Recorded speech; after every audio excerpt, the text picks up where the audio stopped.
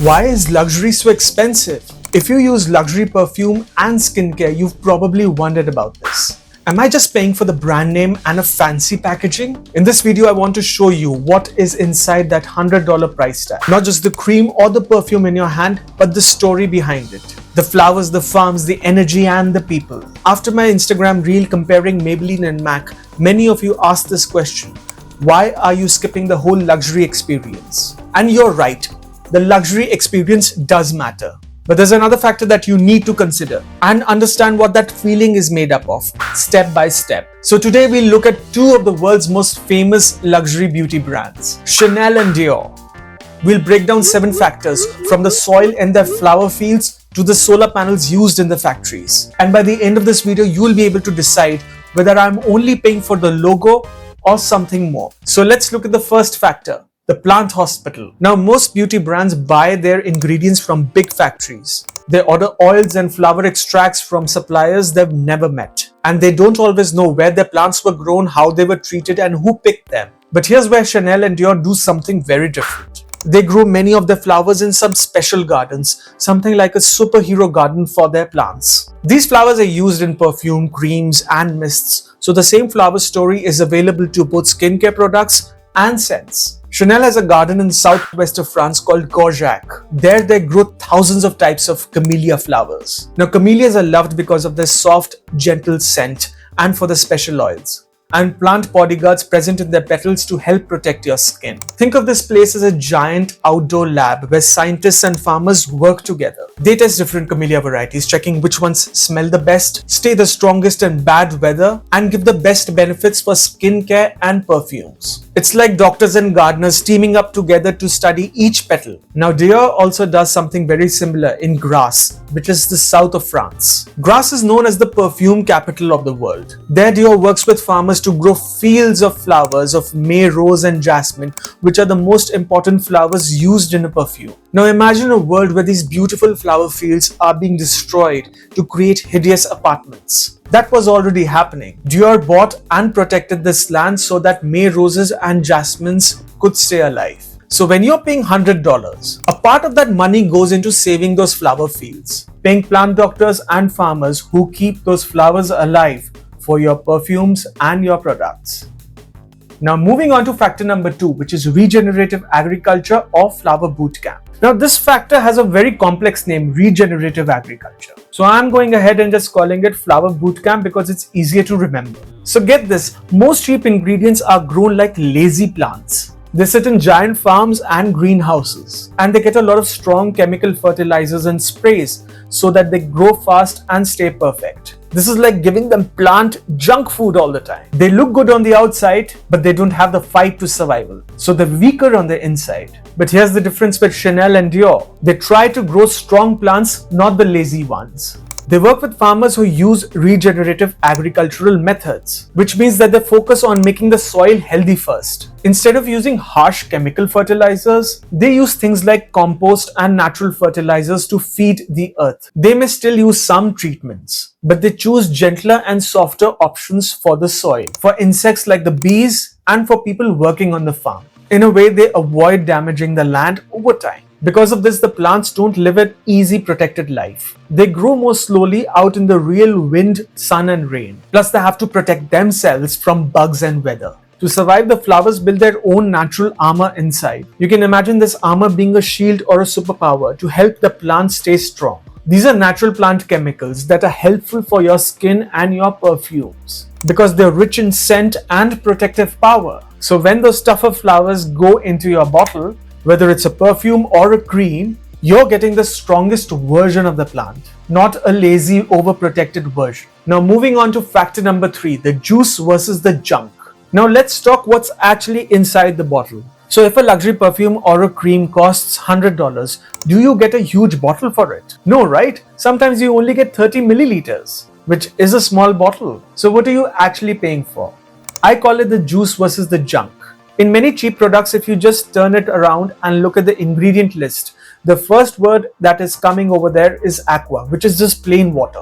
Sometimes most of the bottle can be just aqua with cheap filler oils. The real active ingredients, the things that give the scent or help protect your skin, are only the small part. Luxury brands try to pack more juice and less of the junk. For skincare, they use flower water or even water taken from the plant instead of tap water. For perfumes, they use high quality flower extracts and natural notes, not just the cheapest synthetic smell. Think of a laundry detergent. Cheap detergent is very watery and you need a big cup every time. A concentrated detergent looks small and you need only a spoonful to wash the whole set of your clothes. Luxury beauty tries to be the concentrated version. You pay more but you use less. And what's inside the bottle is actually working for your skin or scent. I've made a beauty cost calculator that makes you see how much your bottle can last and how much active stuff you're really paying for. Now, factor number 4, microwave versus the slow cooker. Next is energy, how your product is cooked.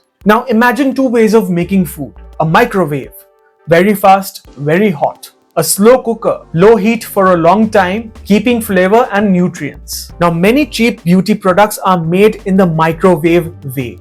Factories mix and heat ingredients at very high temperatures because it's faster and cheaper. But strong heat can damage sensitive plant parts like vitamins and delicate fragrance notes. Luxury brands like Chanel and Dior use gentler methods like cold pressing or low heat mixing. This is more like a slow cooker. It takes more time and special machines, but it helps keep the plant ingredients alive, both for scent and for skincare. The perfume can smell more complex, and the skincare can keep most of its natural power. And there's another side where the energy comes from. More and more of these brands are shifting their factories to use cleaner energy like sun and wind instead of only energy from coal and oil. That means less pollution is created while making your bottle of perfume or cream. So that part of $100 pays for the slower, gentler cooking and for the clean energy, what I like to call the solar powered glow. Moving on to factor number 5, the forever jars. Factor 5 is about packaging, the jar or the bottle that you hold in your hand. We all know that plastic trash is a big problem for the oceans and the planet. Most cheap products come in plastic packaging that you use once and throw away. Some beauty brands are starting to use what I call forever jars or refillable bottles. Here's how it works. You buy a beautiful heavy glass jar bottle once.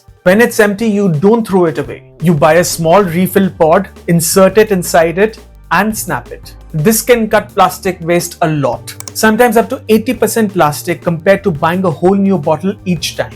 Also, refills are comparatively cheaper, almost 20% less than the full product. So your shelf turns into a collection of jars and bottles that you can keep for years, instead of a mountain of plastic that hurts the planet. So part of that luxury price goes into designing these durable jars, which can be reused again and again. Factor number 6, the fairness tax. So this factor is all about people, the humans behind your bottle. I call this the fairness tax. Think about it this way. Who picks the roses for your perfume? Who collects the camellias and other flowers used in your creams and perfumes? In many cheap brands, no one is checking how the workers who are picking these flowers are being treated. Some luxury brands like Chanel and Dior are moving towards strict rules from groups that check for fairness and respect for nature. These groups send detectives to visit the farms. They ask questions like, are workers paid fairly? Are they working in safe conditions? Is the land being protected and not destroyed? Paying for these checks and conditions costs money. So a part of your $100 is like a kindness fee,